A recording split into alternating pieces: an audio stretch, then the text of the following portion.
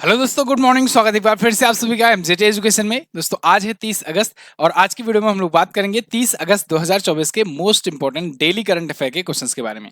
तो आज के दिन से साथियों जितने भी क्वेश्चंस बन सकते हैं आपके एग्जाम में उन सबको हम लोग कवर करेंगे बेहतरीन तरीके से।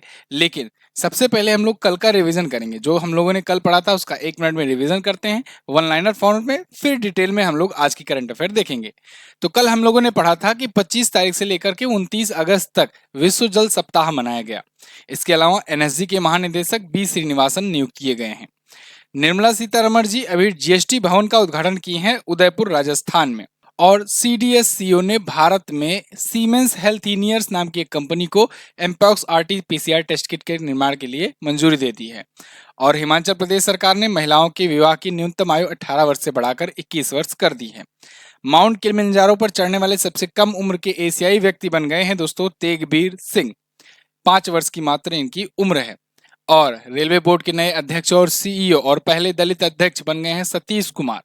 27 अगस्त 2024 को भारत बायोटेक ने हिलकोल नाम से एक नया सिंगल स्ट्रेन ओरल हैजा वैक्सीन लॉन्च की हुई है। और कल हम लोगों ने पढ़ा था कि आरबीआई ने लोन सुविधा को आसान बनाने के लिए यूएलआई ऐप को इंट्रोड्यूस किया है। जल्द ही इसे लॉन्च किया जाएगा और लागू किया जाएगा। इसका पूरा नाम है यूनिफाइड लैंडिंग इंटरफेस। और अभी हाल ही में जापान में सांशान नाम का टाइफून आया हुआ है या साइक्लोन आया हुआ है। तो ये टॉप 10 करंट अफेयर के क्वेश्चंस थे कल की वीडियो से, जिनका आपने 1 मिनट में किया रिवीजन। अब हम लोग आज की करंट अफेयर की तरफ बात करेंगे, लेकिन इसकी पीडीएफ दोस्तों टेलीग्राम पर अब नहीं मिलेगी। अब मिलेगी कहाँ पर? एमजेटी ऐप पर। तो एमजेटी ऐप का लिंक आपको डिस्क्रिप्शन में मिल जाएगा। वहीं पर फ्री पीडीएफ सेक्शन में जाकर के डिटेल वीडियो की पीडीएफ आप डाउनलोड कर सकते हो और फ्री क्विज सेक्शन में जाकर आप क्विज भी लगा सकते हो। सभी डेली वीकली मंथली क्विज आपको यहीं पर मिलेगी, यहीं पर पीडीएफ आपको मिलेगी। ठीक है, MJT app Google play store पर मिलेगा। शुरू करते हैं। पहला क्वेश्चन, हाल ही में जारी हुरून इंडिया रिच लिस्ट में शीर्ष पर कौन है? ये थोड़ा सा इधर उधर हो गया है क्वेश्चन। ठीक है, हुरून इंडिया रिच लिस्ट अभी जारी हुई है, इसमें टॉप पर कौन है ये पूछा गया है। तो दोस्तों हुरून इंडिया रिच लिस्ट में सबसे ज्यादा अमीर भारत के बन गए हैं गौतम अडानी। गौतम अडानी ने मुकेश अंबानी को पीछे कर दिया है। मुकेश अंबानी दूसरे पर चले गए हैं और गौतम अडानी सिर्फ भारत के ही नहीं बल्कि एशिया के भी सबसे अमीर व्यक्ति बन गए हैं। गौतम अडानी आप जानते हो अडानी ग्रुप के हैं और मुकेश अंबानी रिलायंस ग्रुप के हैं, चेयरमैन दोनों लोग। तो अभी हुरून इंडिया रिच लिस्ट निकल करके आई, इसमें बहुत सारे डेटा दिए गए अलग अलग प्रकार से। तो मैं 2-3 टाइप के क्वेश्चंस को एक ही में मर्ज कर रहा हूँ, ठीक है ना। तो इसलिए ध्यान से देखिएगा इसको, यहाँ से कई टाइप के क्वेश्चन बन सकते हैं। एक तो पहला वही हुआ कि गौतम अडानी एशिया के और भारत के सबसे अमीर व्यक्ति बन गए हैं। इन्होंने 95% की वृद्धि पिछले एक वर्ष में दर्ज की हुई है अपनी संपत्ति में और 11,61,800 करोड़ रुपए की इनकी टोटल संपत्ति हो गई है। इसके अलावा अब देखिए इस वाली रैंकिंग में ना 1,000 करोड़ से ऊपर वाली संपत्ति में जो व्यक्ति हैं उनको शामिल किया गया है। ऐसे टोटल 1539 व्यक्ति हैं जिनकी संपत्ति 1,000 करोड़ से ज्यादा है। और इस लिस्ट में पहली बार शाहरुख खान और ऋतिक रोशन को भी जगह मिली है, तो वो भी 2 लोग शामिल हो चुके हैं। इसके अलावा भारत में 75 नए अरबपतियों की वृद्धि देखने को मिली है। टोटल भारत में अरबपति हो गए हैं 334। भारत में अरबपति कितने? 334। सबसे ज्यादा अरबपति के मामले में भारत तीसरे स्थान पर है, ये तो आप जानते ही हो। अमेरिका और चाइना के बाद भारत है सबसे ज्यादा अरबपतियों वाला देश। सबसे ज्यादा अरबपति वाले टॉप 3 शहर कौन से हैं भारत में? तो सबसे ज्यादा अरबपति मुंबई में रहते हैं, फिर नई दिल्ली में, इस बार हैदराबाद में तीसरे स्थान पर आ गया है। हैदराबाद ने पहली बार बेंगलुरु को पीछे छोड़ दिया है और हैदराबाद जो है ये तीसरे पर आ गया है, बेंगलुरु चौथे पर आ गया है। चौथा पॉइंट, गोपीचंद हिंदुजा और उनका फैमिली यानी गोपीचंद हिंदुजा फैमिली जो है ये 1,92,700 करोड़ की संपत्ति के साथ भारत में सबसे अमीर एनआरआई बन चुका है। ठीक है ना। तो ये भी क्वेश्चन या यहाँ से क्वेश्चन कहीं से भी क्वेश्चन बन सकता है। तो ये 4-5 पॉइंट एक ही साथ याद रखिएगा। चलिए आगे बढ़ते हैं हम लोग। यहाँ पर आप इंग्लिश में भी देख सकते हो, यही सारी डिटेल्स है। इंग्लिश वाले स्टूडेंट कहते हैं थोड़ा सा रुका करो। उत्तर प्रदेश के कितने रेलवे स्टेशन के नाम अभी बदले गए? तो देखिए साथियों अभी उत्तर प्रदेश में अमेठी जिला है एक, और उस अमेठी के 8 स्टेशनों को बदलने की मंजूरी मिल चुकी है। मतलब मंजूरी क्या, अब तो जान लो चेंज कर ही दिया गया है। अगर आपको याद हो तो आज से 6 से 7 महीने पहले मैंने ये क्वेश्चन आपको कवर कराया था और उसमें मैंने आपको बताया था कि देखिए उत्तर प्रदेश में अमेठी जिले के 8 स्टेशनों को के नाम बदलने के लिए सरकार ने उत्तर प्रदेश सरकार ने अर्जी लगाई हुई है केंद्र सरकार के पास। और वहां से अब मंजूरी मिल गई है और उत्तर रेलवे के तहत आता है ये एरिया। उसके लखनऊ मंडल के 8 स्टेशनों का नाम बदल जाएगा। ठीक है ना, तो अब ये मंजूरी मिल चुकी है और बदल चुका है नाम। उत्तर प्रदेश के अमेठी जिले के हैं ये। 8 नाम देख लो, छोटे मोटे स्टेशन है, बहुत बड़े स्टेशन नहीं है, इसीलिए 8 के 8 जो है वो अमेठी के ही आसपास मिलते हैं आपको। जैसे कासिमपुर हाल्ट का नाम अब जायस सिटी हो जाएगा, जायस का नाम गुरु गोरखनाथ धाम हो जाएगा, बानी का नाम स्वामी परमहंस के नाम से हो जाएगा, मिसरौली का नाम माँ कालिकन धाम हो जाएगा, निहालगढ़ स्टेशन का नाम महाराजा बिजली पासी के नाम से हो जाएगा, अकबरगंज का नाम माँ अहरोबा भवानी के नाम से हो जाएगा और वारिसगंज का नाम हो जाएगा अमर शहीद भाले सुल्तान। इसके अलावा फुर्सतगंज का नाम हो जाएगा तपेश्वरनाथ। तो कुल मिलाकर के भारत के जो धाम है या फिर उस क्षेत्र से रिलेटेड जो महापुरुष रहे हैं, स्वतंत्रता सेनानी रहे हैं, उन सब के सम्मान में यहाँ पर नाम बदला गया है। ये छोटे मोटे स्टेशन और हाल्ट हैं जिनके नाम अब चेंज किए गए हैं। ठीक है, चलिए आगे बढ़ते हैं। अब उत्तर प्रदेश के बारे में जानते हैं। उत्तर प्रदेश आप जानते हो भारत का चौथा सबसे बड़ा राज्य है। ध्यान रहे, क्षेत्रफल की दृष्टि से पूछा जाए तो चौथा सबसे बड़ा राज्य है और जनसंख्या के मामले में पूछा जाए तो सबसे बड़ा राज्य है जनसंख्या के मामले में। और क्षेत्रफल में सबसे बड़ा राज्य राजस्थान का आता है। लखनऊ इसकी राजधानी है, योगी बाबा यहाँ पर सीएम है, आनंदी बेन पटेल जी यहाँ की करंट टाइम पे गवर्नर हैं। सबसे ज्यादा जिले 75 यहीं पर हैं। सबसे ज्यादा विधानसभा में सीटें 403 यहीं पर हैं। 100 विधान परिषद की सीटें हैं, विधान परिषद भी यहाँ पर अवेलेबल है। लोकसभा में 80 और राज्यसभा में 31, ये दोनों में भी हाईएस्ट सीटें उत्तर प्रदेश से ही जाती हैं। यहाँ पर झीलों की अगर बात करें तो रामगढ़ ताल, सुराहा ताल, इसके अलावा गोविंद बल्लभ पंत सागर, मोती झील, ये प्रमुख झीलें हैं। इकलौता नेशनल पार्क है दोस्तों दुधवा नेशनल पार्क, सिर्फ और सिर्फ एक ही नेशनल पार्क है। कहाँ पर स्थित है तो आप बताओगे लखीमपुर खीरी में। लखीमपुर खीरी वैसे उत्तर प्रदेश का सबसे बड़ा जिला भी है। इसके अलावा नवाबगंज पक्षी अभ्यारण्य है, पीलीभीत टाइगर रिजर्व है, चंद्रप्रभा गेंद सेंचुरी है, इटावा लायन सफारी है। इसके अलावा महाराजगंज में दोस्तों याद रखना, महाराजगंज में एशियाई किंग गिद्ध संरक्षण केंद्र खोला गया है। ये हो सकता है आने वाले किसी भी शिफ्ट में यूपी पुलिस में भी आपसे पूछा जाए। एशियाई किंग गिद्ध संरक्षण केंद्र जो है महाराजगंज जिले में उत्तर प्रदेश में यह स्थापित किया गया है। चरकुला, नौटंकी और रासलीला, रामलीला, धोबिया, थाली, पौता छोरा, ये प्रमुख यहाँ के लोक नृत्य और लोकगीत वगैरह हैं। अगला देखते हैं। 29 अगस्त को राजनाथ सिंह जी ने कहां पर भारत की दूसरी परमाणु मिसाइल पनडुब्बी आईएनएस अरिहंत को कमीशन किया है? बहुत ही इंपॉर्टेंट क्वेश्चन है। अभी हाल ही में 29 अगस्त को दोस्तों रक्षा मंत्री राजनाथ सिंह जी ने विशाखापत्तनम में आईएनएस अरिहंत का अनावरण किया है, इसको कमीशन किया है। देखो, जब भी कोई पनडुब्बी हो, जहाज हो, शिप हो या आपका युद्धपोत हो, इसको सबको जब शामिल किया जाता है तो उसे कहते हैं कमीशन करना। जब इनको रिटायर किया जाता है तो उसे कहते हैं डीकमीशन करना। बाकायदे पूरा इवेंट आयोजित किया जाता है, समारोह आयोजित किया जाता है, उसके बाद कमीशन किया जाता है। ऐसे ही इनकी समारोह आयोजित करके विदाई भी की जाती है। ठीक है ना, कि उन्होंने क्या सेवाएं दी, कितने सालों तक वो सेवा दिया। तो ये शिप को अभी कमीशन किया गया है। बेसिकली ये पनडुब्बी है। पनडुब्बी है मतलब सबमरीन है, सबमरीन है, ठीक है ना, पानी के अंदर रहती है, थोड़े समय के लिए बाहर आएगी फिर अंदर जाएगी। लेकिन इंपॉर्टेंट क्या है, स्पेशल क्यों है? क्योंकि दोस्तों ये न्यूक्लियर पावर्ड सबमरीन है। न्यूक्लियर पावर्ड सबमरीन जो होती है ना, वो काफी अधिक लंबे समय तक पानी के अंदर रह सकती है। तो यहाँ पर ये भारत की दूसरी, सिर्फ और सिर्फ दूसरी परमाणु मिसाइल पनडुब्बी है जो परमाणु मिसाइलें भी छोड़ सकती है। और आईएनएस अरिहंत है। ये आईएनएस अरिहंत जो आया था उसी का अपग्रेडेड संस्करण है। इससे पहले आईएनएस अरिहंत आया था और अब उसी का उन्नत संस्करण ये लॉन्च हुआ है। तो ये भारत की पहली एसएसबीएन है। एसएसबीएन मतलब शिप, सबमरीन, बैलिस्टिक और न्यूक्लियर, एसएसबीएन। तो इंपॉर्टेंट इसलिए है, इसको ध्यान रखना नाम, आईएनएस अरिहंत और आईएनएस अरिहंत। अब दो अपनी परमाणु मिसाइल वाली पनडुब्बियां अपने पास हो चुकी हैं। अगर इसकी स्पीड की बात करें तो अगर जब ये सतह पर रहती है तब तो 12 से 15 नॉट तक, यानी कि 22 से 28 किलोमीटर प्रति घंटा की रफ्तार से चलेगी। और अब पानी के नीचे जाती है, चूंकि सबमरीन है तो पानी के नीचे अगर रहेगी तो ये 24 नॉट की स्पीड यानी कि 44 किलोमीटर प्रति घंटे की स्पीड प्राप्त कर लेती है। वैसे आपको भी अगर स्पीड प्राप्त करना है तो दोस्तों टेक्स्ट बुक का लास्ट 2 दिनों का सेल बचा हुआ है, आज और कल, यानी 30 अगस्त और 31 अगस्त, मात्र 2 दिनों का ही आपके पास समय बचा हुआ है। आखिरी मौका सेल है ये, क्योंकि इसके बाद प्राइजेस आपके 699 हो जाने हैं। अभी के लिए आप MJT कूपन कोड यूज करके मात्र 439 में टेक्स्ट बुक पास प्रो प्राप्त कर सकते हो और ये 31 अगस्त तक ही रहने वाला है।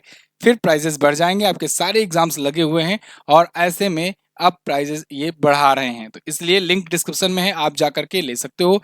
इंडिया के किसी भी एग्जाम की तैयारी आप क्यों कर रहे हो, सबका मॉक टेस्ट, सबके प्रीवियस ईयर के क्वेश्चन बिल्कुल बाकायदे एक्सप्लेनेशन के साथ, डिटेल सॉल्यूशन के साथ आपको यहाँ पर मिल जाएंगे। जैसे फॉर एग्जांपल आरआरबी एनटीपीसी की अगर बात करें हम लोग, तो यहाँ पर 3 लाख से ज़्यादा लोग यूजर्स जो हैं वो ऑलरेडी इनरोल कर चुके हैं आरआरबी एनटीपीसी के लिए केवल।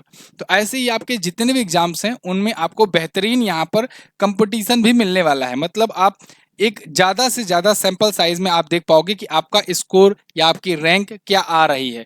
तो ऐसे में आप अपना अच्छे तरीके से इवेल्युएशन कर पाओगे। तो लिंक डिस्क्रिप्शन में है, आप एमजेटी कूपन कोड यूज करना जिससे आपको 12% का डिस्काउंट मिल जाए। चलिए अगला क्वेश्चन, सीआईएसएफ के महानिदेशक किसे नियुक्त किया गया? तो जैसा कि मैंने आपको बताया था कि अभी हाल फिलहाल में लगातार पैरामिलिट्री फोर्सेस की नियुक्तियां हो रही हैं। ऐसी तर्ज पर अब सीआईएसएफ और बीएसएफ की भी नियुक्ति हुई है। सीआईएसएफ के नए महानिदेशक दोस्तों बनाए गए हैं राजविंदर सिंह भट्टी। राजविंदर सिंह भट्टी जो हैं ये आपको यहाँ पर दिख जाएंगे, new DGP appointment for CISF and BSF. तो सीआईएसएफ और बीएसएफ दोनों के लिए अलग अलग की नियुक्ति हुई है, एक एक करके जानते हैं। राजविंदर सिंह भट्टी सीआईएसएफ के यानी सेंट्रल इंडस्ट्रीज सिक्योरिटी फोर्सेज के महानिदेशक नियुक्त किए गए हैं। ये 1990 बैच के बिहार कैडर के आईपीएस हैं, इंडियन पुलिस सर्विसेज के, और इनको 30 सितंबर 2025 तक के लिए नियुक्त किया गया है। और वहीं दलजीत सिंह चौधरी जो हैं ये बीएसएफ बॉर्डर सिक्योरिटी फोर्स के महानिदेशक बनाए गए हैं। ये 1990 बैच के ही यूपी कैडर के आईपीएस अधिकारी हैं। ये 30 नवंबर 2025 तक ये नियुक्त होंगे। ठीक है, 2 नई नियुक्तियां ये हो गई। इसके अलावा आप सीआईएसएफ और बीएसएफ के बारे में थोड़ा थोड़ा अगर जानो तो स्थापना 1969 में इसकी हुई थी, इसकी स्थापना 1965 में हुई थी। अब पिछले दिनों में भी और भी जो पैरामिलिट्री फोर्सेस के नियुक्त हुए थे, जैसे मैंने बी श्रीनिवासन के बारे में बताया था, एनएसजी के महानिदेशक बने हैं। इसके अलावा संजीव रैना के बारे में बताया था, आईटीबीपी का अतिरिक्त महानिदेशक का इनको पद मिला है। ठीक है ना, तो ऐसी नियुक्तियां अभी लगातार हो रही हैं, आगे आने वाले दिनों में भी और भी आपको देखने को मिल सकती हैं नियुक्तियां। राजविंदर सिंह भट्टी सीआईएसएफ के, सतीश कुमार रेलवे बोर्ड के ये पहले अध्यक्ष और सीईओ बने हैं। इसके अलावा सिंधु गंगाधरन नेस्कॉम के अध्यक्ष बनी हैं। जय शाह आईसीसी के चेयरमैन बन गए हैं। गोविंद मोहन ये केंद्रीय गृह सचिव बन गए हैं। राहुल नवीन को ईडी का नया निदेशक नियुक्त किया गया है। राणा एके सिंह को एसबीआई का प्रबंध निदेशक और टीवी सोमनाथन को भारत का नया कैबिनेट सचिव नियुक्त किया गया है। ये प्रमुख नियुक्तियां हैं, सब की सब इंपॉर्टेंट है। अगला, हाल ही में भारतीय नागरिकता पाने वाले जोसेफ परेरा किस राज्य के पहले व्यक्ति बन गए हैं? मतलब ये उस राज्य के पहले व्यक्ति हैं जिन्हें अभी नागरिकता संशोधन अधिनियम 2019 के तहत नागरिकता दी गई है। तो ये है राज्य गोवा। गोवा के ये पहले ऐसे व्यक्ति बन गए हैं जो 2019 वाला सिटीजनशिप अमेंडमेंट एक्ट था, जो सीएए था, उसके तहत नागरिकता पाए हैं। नाम है जोसेफ परेरा। ये ईसाई धर्म के थे, ईसाई मूल के थे, लेकिन पाकिस्तान में रहते थे, पाकिस्तान के ये थे, तो इसलिए ये वहाँ के माइनॉरिटी हुए। और सीएए मैं आपको कई बार एक्सप्लेन भी कर चुका हूँ, सिटीजनशिप अमेंडमेंट एक्ट 2019 जो आया था उसके तहत यही कहा गया था कि भारत के 3 पड़ोसी देश पाकिस्तान, अफगानिस्तान और बांग्लादेश, इन 3 देशों में जो माइनॉरिटी कम्युनिटी है, वहां पर जो माइनॉरिटी है, ठीक है ना, वहां पर माइनॉरिटी कौन कौन है वहां पर, क्योंकि ये तीनों देश मुस्लिम देश हैं, तो वहां पर माइनॉरिटी है हिंदू, सिख, ईसाई, जैन और बौद्ध, ये सभी जो हैं वो वहां पर माइनॉरिटी हैं। और वो अगर 2014 से पहले पहले भारत में आए हुए हैं और भारत में आकर के रह रहे हैं और उनको नागरिकता चाहिए है, वो यहाँ अप्लाई करते हैं तो उनको नागरिकता दे दी जाएगी सिटीजनशिप अमेंडमेंट एक्ट के तहत। ठीक है ना, 2019 के तहत। तो सीएए दोस्तों 2019 में ही तो आ गया था, मतलब कि एक्ट बन गया था दिसंबर तक, लेकिन लागू अभी हाल फिलहाल में किया गया मार्च महीने में, 11 मार्च 2024 को। मैंने आपको बताया ही था, 12 मार्च के ही वीडियो में आपको बता दिया था, इसको कवर कराया था। तो जोसेफ फ्रांसिस जो हैं ये गोवा में आकर के रह रहे हैं, पाकिस्तानी ईसाई थे ये, और अब वहाँ के पहले गोवावासी बन गए हैं ऐसे पाने वाले। 2013 में ये भारत लौट आए, मैंने आपको बताया ना, 2014 से पहले पहले जो आ गया था वो। गोवा के बारे में आप देखना चाहोगे, गोवा ये है छोटा सा राज्य है, महाराष्ट्र और कर्नाटक के बीच में एक छोटा सा राज्य है, भारत का सबसे छोटा राज्य है गोवा। सिर्फ 2 ही जिले हैं यहाँ पर, 40 विधानसभा में सीटें हैं, 2 लोकसभा में और 1 राज्यसभा में यहाँ से सीट जाती है। प्रमोद सावंत जी बीजेपी पार्टी से यहाँ के सीएम है, गवर्नर है पीएस श्रीधरन पिल्लई। अब देखो, पणजी इसकी राजधानी होती है। यहाँ पर दोस्तों अरम्बोल स्वीट वाटर लेक है, नेत्रावली बबलिंग झील है, मायम झील है। यहाँ से क्वेश्चंस बनते हैं एग्जाम में। अंसी नेशनल पार्क है, अंसी नेशनल पार्क आपका गोवा कर्नाटक दोनों में पड़ जाएगा, तो कभी कभी वहां पर भी अगर पूछा जाता है ऑप्शन में गोवा नहीं है कर्नाटक है तो कर्नाटक लगा देना। भगवान महावीर वन जीव अभ्यारण्य यहाँ पर है। इसके अलावा लोक नृत्य में द डोलो, दिवाली नाच, घोड़े मोदनी, ये प्रमुख लोक नृत्य भी यहाँ के हैं। अगला, हाल ही में भारत ने 73,000 सिग 716 राइफल के लिए किस देश के साथ रिपीट ऑर्डर समझौते पर हस्ताक्षर किया है? तो भारत दोस्तों 6716 नाम का जो राइफल है ये अमेरिका से खरीदा था, मतलब अमेरिका को ऑर्डर दिया था। अब इसी ऑर्डर को रिपीट ऑर्डर दिया है, मतलब एक बार फिर से और रिपीट किया हुआ है, मतलब और चाहिए 73,000 और राइफल हमको चाहिए, ये बताया है। ये कहा है अमेरिका ने। यहाँ पर आप देख पाओगे India signs repeat order for 73,716 assault rifle to be delivered by end of 2025। तो ये 2025 के एंड तक डिलीवर भी करने को इनको कह दिया गया है, क्योंकि देखो टेंशन्स बढ़ती जा रही हैं, चाहे लद्दाख क्षेत्र में हो, चाहे पाकिस्तान वगैरह बॉर्डर्स पर हो। तो ऐसे में जो अपग्रेडेड राइफल हैं उनकी जरूरत है भारतीय सेना को, तो इसलिए रिपीट ऑर्डर लगाया गया है कि भाई देखो जो आप 70, 75,000, 72,000 दे ही रहे थे ना, थोड़ा सा उसमें और बढ़ा दो, 73,000 और बढ़ा दो, टोटल 1,45,400 ऐसी असॉल्ट राइफल्स हमको दो भारतीय सेना की के लिए। और ये कब तक दे दो? एंड ऑफ द 2025, 2025 के अंत तक दे दो। सिक्स आयर की ये जो राइफल है ये सिक्स आयर नाम की कंपनी बनाती है। सिक्स आयर नाम की कंपनी जो है ये कहाँ की है? अमेरिका की है। 2019 में इसको 72,400 राइफल के लिए पहला डील दिया गया था, पहली बार ऑर्डर दिया गया था, तो इसी से अभी रिपीट ऑर्डर लगाया गया है। अगला, हाल ही में किस भारतीय टेलीकॉम कंपनी ने एप्पल के साथ कंटेंट साझेदारी की घोषणा की है? तो जो एप्पल कंपनी है उसके एप्पल प्लस, आप देखो ओटीटी उनका जो प्लेटफॉर्म चलता है एप्पल प्लस चलता है, ठीक है। जैसे आप रिलायंस वालों का देखते हो जियो सिनेमा है, अमेजन वालों का अमेजन प्राइम जो है, और इसके अलावा स्टार वालों का हॉट स्टार है। तो ऐसा ओटीटी प्लेटफॉर्म एप्पल टीवी का एप्पल टीवी प्लस है। तो एप्पल टीवी प्लस के साथ अभी हाल ही में एयरटेल ने किया है साझेदारी। एयरटेल ने अब इनके साथ टाई अप किया है और ये इंडिया में अपना ओटीटी का बिजनेस बढ़ाना चाहते हैं। तो एप्पल टीवी प्लस और एप्पल म्यूजिक दोनों को बढ़ावा मिलेगा इंडिया में। तो एप्पल के लिए भी विन विन सिचुएशन है, एयरटेल के लिए भी। एयरटेल को भी ऐसा कोई प्लेयर चाहिए था और एप्पल को इंडिया में अपना बिजनेस बढ़ाने के लिए कोई प्लेयर चाहिए था। तो दोनों के बीच टाई अप होगा और पार्टनरशिप के तहत यहाँ इंडिया में ये लोग म्यूजिक और अपना OTT video streaming platform services provide करेंगे। तो कहा यह जा रहा है कि ये ऑफर जो है इस साल के अंत तक ही भारत में रोल आउट कर दिया जाएगा। अच्छा, इसके अलावा एक और टाई अप चल रहा है, डील चल रही है, हो सकता है कल की वीडियो में मैं आपको बताऊं। जो डिज्नेप है, डिज्नेप और हॉट स्टार आपने सुना भी होगा। डिज्नेप जो है वो जियो सिनेमा के साथ रिलायंस के साथ मर्ज करने जा रहा है और ये एक बड़ा मर्जर हो सकता है। और ये अगर कंप्लीट हो जाता है कल की वीडियो में मैं आपको बताऊंगा, जिनके बाद समझ लो कि जियो सिनेमा का जब इनसे डील हो जाएगा तो जियो पर भी वो कंटेंट आना शुरू हो जाएंगे डिज्नेप वाले। चलिए आगे बढ़ते हैं हम लोग। 61वीं राष्ट्रीय शतरंज चैंपियनशिप किसने जीती है? तो अगस्त 2024 में अभी 61वीं राष्ट्रीय शतरंज चैंपियनशिप जीत लिया है कार्तिक वेंकट रमन ने। ये शतरंज चैंपियनशिप दोस्तों हुई हरियाणा में। देखो हो रही है भले हरियाणा में, लेकिन आपको हमेशा दबदबा देखने को मिलेगा साउथ इंडियंस का ही शतरंज के मामले में। आप जितने भी आप ग्रैंड मास्टर होते हैं उनको उठा करके देखोगे तो मैक्सिमम आपको साउथ इंडिया के ही देखने को मिलेंगे। फिलहाल हरियाणा शतरंज संघ के द्वारा आयोजित किया गया था गुड़गांव के आरपीएस इंटरनेशनल स्कूल में। तो ये राष्ट्रीय शतरंज चैंपियनशिप थी, 61वां संस्करण था। जीत लिया कार्तिक वेंकट रमन ने। 6 लाख रुपए का कैश प्राइज मिला इनको, एक ट्रॉफी मिली। वैसे शतरंज के बारे में अगर बात करें तो देखो पहले जो ग्रैंड मास्टर हैं, ग्रैंड मास्टर पाने के लिए 2500 प्लस एलो पॉइंट स्कोर करना होता है, प्लस 3 इवेंट क्वालिफाई करने होते हैं। तो ग्रैंड मास्टर पहले इंडिया के बने थे विश्वनाथन आनंद, इनका नाम याद रखना, विश्वनाथन आनंद जो है ये पहले ग्रैंड मास्टर थे भारत के। इनकी पुस्तक का नाम है माइंड मास्टर। अगला, 28 अगस्त 2024 को आपातकालीन प्रबंधन के क्षेत्र में सहयोग पर संयुक्त रूसी भारतीय आयोग की दूसरी बैठक हुई। इसकी मेजबानी किसने की या कहां पर की गई? तो आप बताओगे। ये मेजबानी हुई मॉस्को में। मॉस्को रूस की राजधानी है, वहीं पर यह बैठक हुई संयुक्त रूसी भारतीय आयोग की दूसरी बैठक। पहली बैठक भारत में हुई थी, दूसरी बैठक यहाँ पर हुई है। अच्छा, पहली बैठक बहुत पहले हुई थी 2016 में और दूसरी बैठक अब जा करके हुई है। लेकिन ये बैठक इंपॉर्टेंट रोल अदा करती है क्योंकि इस टाइम पर रसिया जो है ये समझ लो कि अलग थलग पड़ा हुआ है पूरी दुनिया से। लेकिन यहाँ पर भारतीय प्रतिनिधिमंडल गया था। केंद्रीय गृह राज्य मंत्री नित्यानंद राय ने भारत का रिप्रेजेंटेशन किया था। 28 अगस्त को मॉस्को में ये हुआ मीटिंग, ठीक है, 2025-26 के लिए। और 2016 में नई दिल्ली में हुआ था पहला वाला।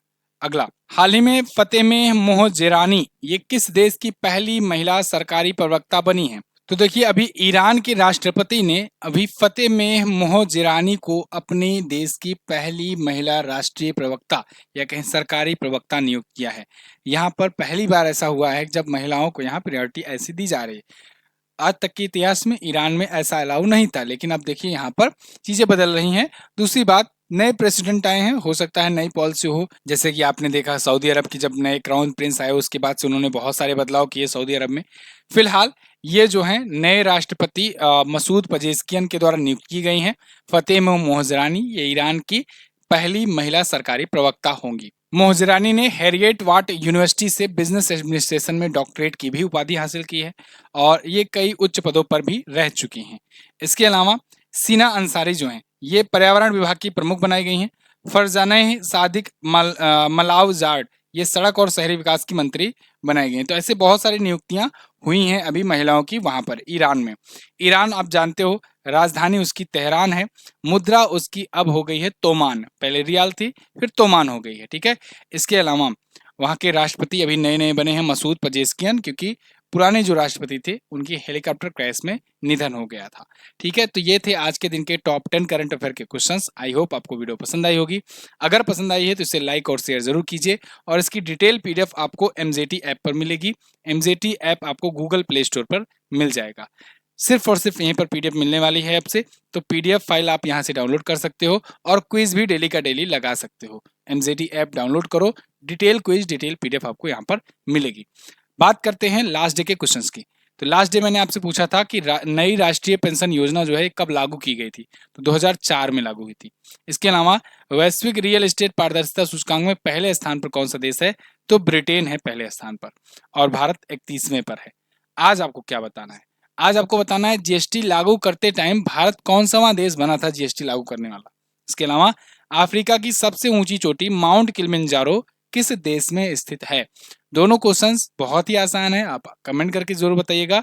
कोशिश करना इससे रिलेटेड और भी क्वेश्चंस बताने की। चलिए बहुत बहुत धन्यवाद यहाँ तक वीडियो देखने के लिए। मिलेंगे अगली वीडियो में साथियों, तब तक के लिए नमस्कार, जय हिंद, वंदे मातरम।